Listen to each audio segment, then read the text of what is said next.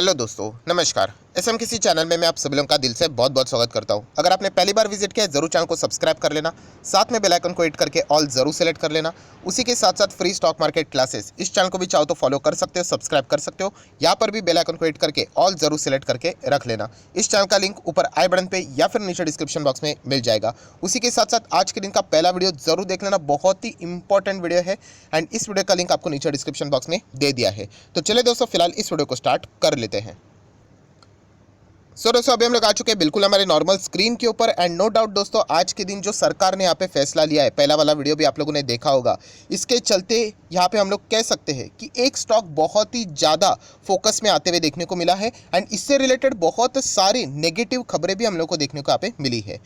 खबर तो आप लोगों को ऑलरेडी यहाँ पे पता है कि सरकार ने यहाँ पे पेट्रोल डीजल जो कंपनियाँ एक्सपोर्ट करती थी उनके ऊपर यहाँ पे ड्यूटी लगा दी या फिर टैक्स लगा दिया है। तो इसके चलते उनके बिजनेस के ऊपर नेगेटिव इंपैक्ट जरूर आएगा एंड उसमें बहुत सारे कंपनीज देखने को मिली। बट जैसे मैंने आप लोगों को प्रॉमिस किया था कि एक पर्टिकुलर कंपनी से रिलेटेड हम लोग थोड़ा ज़्यादा डिटेल में बात करेंगे एंड उस कंपनी का नाम है रिलायंस इंडस्ट्री। सबसे पहले मैं साफ साफ डिस्क्लेमर देना चाहूँगा वीडियो के शुरुआत में ही, यस ये कंपनी मेरे पोर्टफोलियो में है। ये कंपनी कोई आज से मेरे पोर्टफोलियो में नहीं दोस्तों, बहुत पुराने समय से ये कंपनी मेरे पोर्टफोलियो में। तो ये डिस्क्लेमर इसलिए इंपॉर्टेंट बनता है, अगर आपको लगेगा कि सर आप अननेसेसरली बड़ा चढ़ा कर बोल रहे हो तो फिर आप क्या कर सकते हो, चीज़ों को इग्नोर भी कर सकते हो, राइट। मतलब ये पता होना चाहिए आपको, फाइन। यहाँ पे रिलायंस इंडस्ट्री में आज गजब की गिरावट देखने को मिली। इतनी बड़ी गिरावट दोस्तों, 7%, 7.25% स्टॉक मार्केट के नंबर 1 कंपनी में एज पर दी मार्केट कैपिटलाइजेशन में बात कर रहा हूँ। ये कोई छोटी बात नहीं है। ऑब्वियसली कोई ना कोई बड़ी खबर हम लोग को देखने को मिली है जिसका एक्सप्लेनेशन मैं ऑलरेडी दे चुका हूँ। आप देख सकते हैं जबरदस्त गिरावट देखने को मिली, उसके बाद थोड़ा सा संभला, वापस गिरावट देखने को मिली और ये ऐसा ही सिलसिला हम लोग को कंटिन्यू देखने को यहाँ पे मिला। रिलायंस की अगर हम लोग यहाँ पे बात करें तो इतना जो गिरते हुए देखने को मिला है, कुछ रिपोर्ट्स देखने को मिल रही है, कुछ टारगेट ये भी आ रहे हैं कि रिलायंस 50% तक भी क्रैश हो सकता है।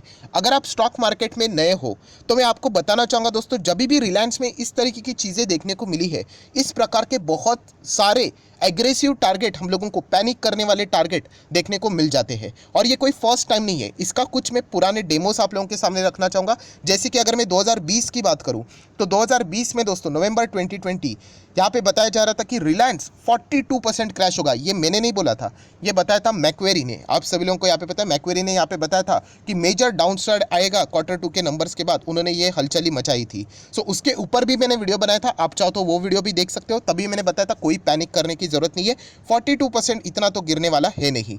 बट इस तरीके की चीज़ें हम लोग को रिलायंस में बहुत बार देखने को मिलती है और इसके पहले भी अगर हम लोग 2018 की बात करें तो आप दोस्तों देख सकते हैं 2018 में भी जेफरीज ने बोला था कि रिलायंस 32% क्रैश होगा और 880 तक आएगा करके। ये हिस्ट्री में आपको क्यों बता रहा हूँ, क्योंकि जब भी इस तरीके की चीज़ें देखने को मिल जाती है रिलायंस से रिलेटेड, ये कोई नई बात नहीं है। इसके पहले भी इस तरीके के बहुत सारे रिपोर्ट्स आए हैं। इन रिपोर्ट्स के ऊपर ब्लाइंडली कभी भी भरोसा करना नहीं होता। हमें हमेशा क्या करना होता है, यस खुद का दिमाग का इस्तेमाल करना होता है। इनफैक्ट इस वीडियो के ऊपर भी आप लोगों ने ब्लाइंडली भरोसा नहीं करना है। बट चलिए, कुछ इंपॉर्टेंट पॉइंट्स मैं आपके सामने रखना चाहूँगा, आपके जो डाउट्स है वो क्लियर करना चाहूँगा। और जैसे मैंने कहा कि रिलायंस मेरे पास भी है, तो ये बात आप लोगों को पता होनी चाहिए।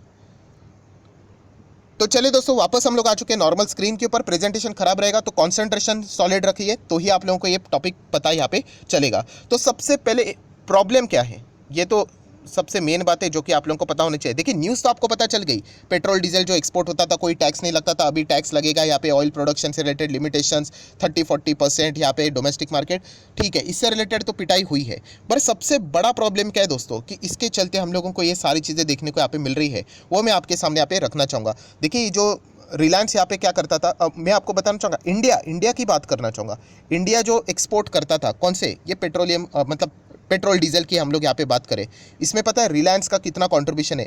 इंडिया जो एक्सपोर्ट करता था, राइट, एंड कहाँ पे भी हम लोग यहाँ पे एक्सपोर्ट की बात करें दोस्तों, तो यहाँ पे हम लोग बात करें टोटल एक्सपोर्ट की, राइट, जो हम लोग बोलते हैं ना रिफाइंड ऑयल, उसमें से लगभग 90% से ज़्यादा, यस 90% से ज़्यादा जो एक्सपोर्ट होता था वो रिलायंस के ओर से ही देखने को मिलता था।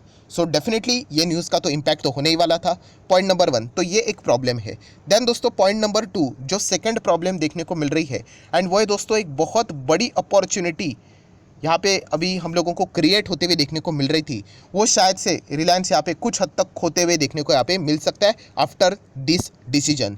कौन सी बड़ी अपॉर्चुनिटी, तो दोस्तों आप लोगों को यहाँ पे पता है कि रिलायंस यहाँ पे जो एक्सपोर्ट करता था ऑयल, इसमें से मेजर उनके जो क्लाइंट्स है वो दोस्तों है यूरोपियन कंट्रीज़। यस, यूरोप के देश है, उनको रिलायंस ये सारी चीज़ें एक्सपोर्ट करता था। एंड वहाँ पे आप लोगों को पता है रशिया वर्सेस यूक्रेन, इसके चलते बहुत ज़्यादा तनाव है, तो इसके चलते बहुत ज़्यादा डिमांड देखने को मिल रही थी और रिलायंस एग्रेसिवली ये बिजनेस को बड़ा करते जा रहा था। अभी इस मतलब ये जो अभी हम लोगों को डिसीजन के बाद, सरकार के डिसीजन के बाद, हम लोग ज़रूर यहाँ पे कह सकते हैं दोस्तों कि रिलायंस का बहुत सारा नुकसान होगा इसके चलते, क्योंकि इतना ज़्यादा डिमांड था यूरोप में। एंड जैसे मैंने कहा कि टैक्स लगाएंगे तो कंपनी खुद के ऊपर तो बर्डन लेगा नहीं, वो अल्टीमेटली जो भी चीज़ करती है उसके दाम बढ़ा देते हैं, राइट, ताकि वो सारी चीज़ें नलीफाई हो जाए। बट जैसे मैंने कहा जो 10 की चीज़ अगर फॉर एग्जाम्पल 15 की हो जाए तो अल्टीमेटली क्या हो जाएगा, यस, डिमांड कम हो जाएगा, कोई ना कोई दूसरे ऑल्टरनेटिव्स की ओर जा सकते हैं। अरे रिलायंस तो पहले बहुत अच्छा करता था, हम लोगों को यूरोपियन कंट्रीज़ बोलेंगे, बहुत सस्ते दाम में देता था, अभी तो बहुत बढ़ा दिया इन्होंने प्राइस, तो इसके चलते उनका जो बिजनेस है वो हम लोग को धीमे धीमे करके क्या होते हुए देखने को मिलेगा, कम होते हुए देखने को यहाँ पे मिलने वाला है। मतलब एक बहुत बड़ी बिजनेस अपॉर्चुनिटी हम लोगों को रिलायंस की यहाँ पे डैमेज होते हुए देखने को यहाँ पे मिलने वाली है। प्लस दोस्तों मैं आपको बताना चाहूँगा इनका बिजनेस इतना बड़ा है, ये रिफाइनरिंग से रिलेटेड, एक्सपोर्ट से रिलेटेड अगर हम लोग यहाँ पे बात करें तो आप लोगों ने सुना होगा जामनगर में इनका जो बिजनेस है वो टोटली सिर्फ एक्सपोर्ट से रिलेटेड ही है, इतना बड़ा बिजनेस है। एंड दोस्तों मैं आपको बताना चाहूँगा रिलायंस जो एक्सपोर्ट से कमाता था फाइनेंशियल ईयर 21 के डेटा के हिसाब से लगभग 1.5 लाख करोड़ तक का रेवेन्यू रिलायंस ने सिर्फ एक्सपोर्ट से कमाया था। सो इम्पैक्ट होने ही वाला था, इसमें कोई शक की गुंजाइश नहीं है और मुझे ज़्यादा बोलने की ज़रूरत नहीं, इम्पैक्ट ऑलरेडी दिख चुका है। हम वीडियो में क्यों है, वीडियो में इसलिए कि सर क्या आगे जाके फर्दर और कितनी बड़ी प्रॉब्लम देखने को मिलने वाली है, इसी से रिलेटेड आप यहाँ पे कुछ इंपॉर्टेंट इन्फॉर्मेशन कलेक्ट करने के लिए यहाँ पे आए हैं। सो दोस्तों ये तो एक बात हो गई, राइट, ये एक प्रॉब्लम वाली बात थी, वो मैंने आप लोगों के सामने यहाँ पे रख दी कि इतनी बड़ी अपॉर्चुनिटी यहाँ पे शायद से रिलायंस को डैमेज करते हुए देखने को यहाँ पे मिल सकती है। पर दोस्तों यहाँ पे मैं आप लोगों को एक यहाँ पे इम्पॉर्टेंट बात भी बताना चाहूँगा कि यहाँ पे ये सरकार ने जो अभी टैक्स यहाँ पे लगाया है, ड्यूटीज़ लगाए, इसमें यहाँ पे कुछ एग्जेम्पशंस भी दिए। एग्जेम्पशंस मतलब एक्सेप्शंस भी आप बोल सकते हो कि इन चीज़ों के ऊपर टैक्स नहीं लगेगा। जैसे कि अगर मैं यहाँ पे बात करूँ तो जैसे पिछला वाला वीडियो में भी आप लोगों ने देखा होगा कि 2 बिलियन बैरल जो कंपनियां इससे कम ऑयल प्रोड्यूस करती है, अगर हम लोग ऑयल प्रोडक्शन की बात करें तो उनके ऊपर ये रूल एप्लीकेबल नहीं होगा। या फिर अगर हम लोग यहाँ पे बात करें जो स्पेशल इकोनॉमिक जोन SEZ से रिलेटेड यहाँ पे जो बिजनेस करता है, काम करता है, इससे रिलेटेड अगर हम लोग यहाँ पे बात करें तो उसके ऊपर भी ये रूल हम लोग को एप्लीकेबल होते हुए देखने को यहाँ पे मिलने वाला नहीं है। मतलब वो पुराना बिजनेस चल रहा था वैसे ही वो बिना टैक्सेस के यहाँ पे कंटिन्यू कर पाएंगे। एंड दोस्तों इसमें से सबसे बड़ी गुड न्यूज़ यही है कि रिलायंस का जो अगर हम लोग कैपेसिटी की बात करें, राइट, जो यहाँ पे हम लोग कहते हैं एक्सपोर्ट से रिलेटेड अगर हम लोग यहाँ पे बात करें तो दोस्तों इसमें से 50% बिजनेस उनका SEZ के अंदर ही हम लोगों को देखने को यहाँ पे मिल जाता है। सो ये सबसे बड़ी राहत वाली बात है, ये आप लोगों को पता होना चाहिए। मैं अगेन रिक्वेस्ट करूँगा ये सारी चीज़ें आप लोगों ने ज़रूर जितना हो सके आर्टिकल्स आप लोगों ने रीड करना है, आप लोगों को ज़रूर इससे रिलेटेड बहुत सारे एक्सपर्ट लोगों के आर्टिकल्स यहाँ पे ज़रूर मिलेंगे। सो 50% SEZ से रिलेटेड हम लोग को यहाँ पे देखने को मिल रहा है, मतलब रिलायंस के ऊपर इसका जो इम्पैक्ट है वो नेगेटिव ज़रूर है बट 50% टेंशन खत्म हो चुकी है, राइट। बट येस, सो बाकी बचा हुआ 50% क्या है, येस वो तो प्रॉब्लम रहेगा, ये मैं बिल्कुल भी डिनाई नहीं कर रहा हूँ। बाकी बचा हुआ 50% ये इनके लिए प्रॉब्लम यहाँ पे जरूर रहने वाला है एंड इसके चलते हम लोग को एक गिरावट देखने को यहाँ पे मिली है।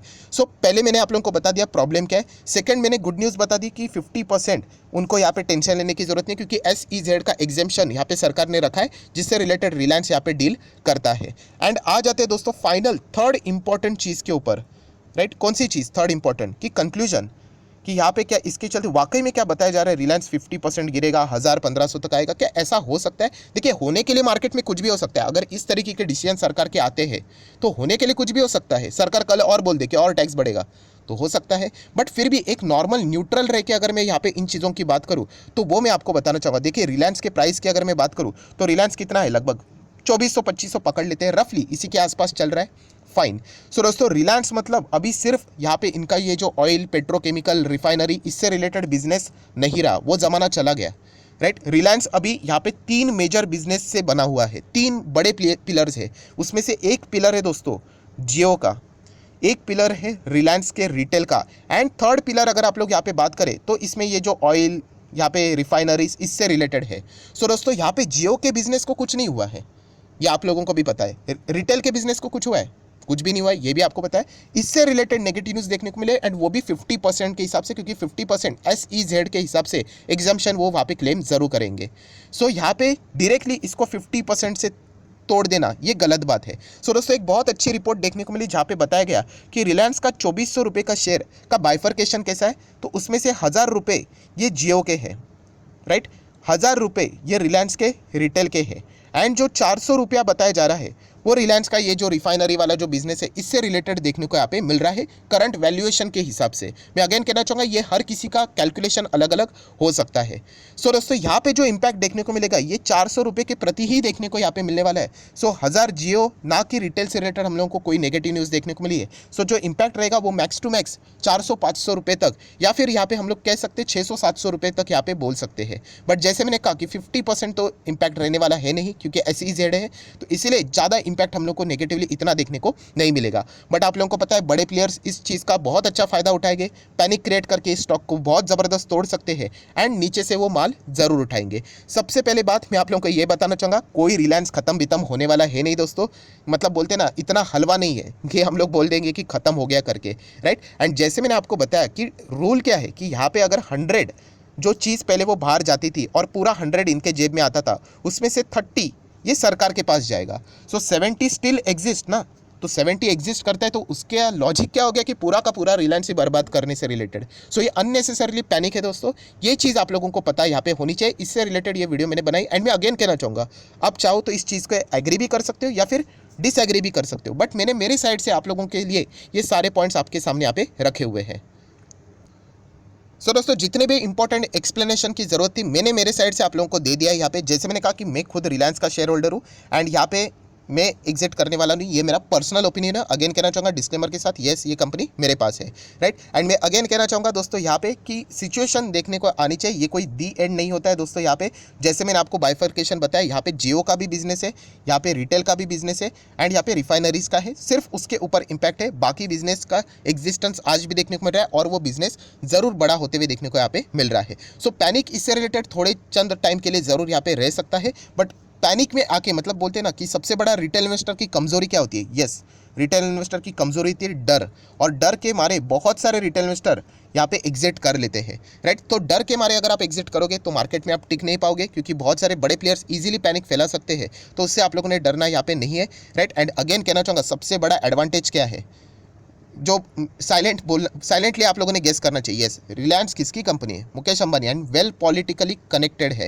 राइट। तो इतना इजी नहीं है दोस्तों, ये आप लोगों को भी यहाँ पे पता होना चाहिए, जो कि एक बहुत बड़ा एडवांटेज भी है, राइट। बट वो चीज़ें भी अगर आप लोग साइड में रख लेते हो, तो मैंने आप लोगों को सारी चीज़ें यहाँ पे प्रॉपरली एक्सप्लेन करके यहाँ पे बताई हुई है, तो बिल्कुल भी डरने की जरूरत नहीं। इतना तो मैं आप लोगों को मेरे साइड से बोल सकता हूँ, बाकी आपकी मर्जी। सो ज़रूर अगर आप चाहो तो आप अपनी राय भी यहाँ पे कमेंट सेक्शन में रख सकते हो कि आपको यहाँ पे क्या लगता है। सो आशा करता हूं आप लोगों को एक्सप्लेनेशन अच्छा लगा होगा, वीडियो अच्छा लगा होगा, तो चाहो तो इस वीडियो को लाइक एंड शेयर भी यहाँ पे कर सकते हो। कोई रिलायंस यहाँ पे खत्म होने वाला नहीं है, जरूर ये वापस हम लोग को अच्छा कमबैक करते हुए देखने को मिलने वाला है। इस तरीके के प्लस माइनसेस बहुत बार हम लोगों ने यहाँ पे देखे हैं। So that's it, thank you very much दोस्तों, we will be meeting our next video, तब तक के लिए बाय बाय।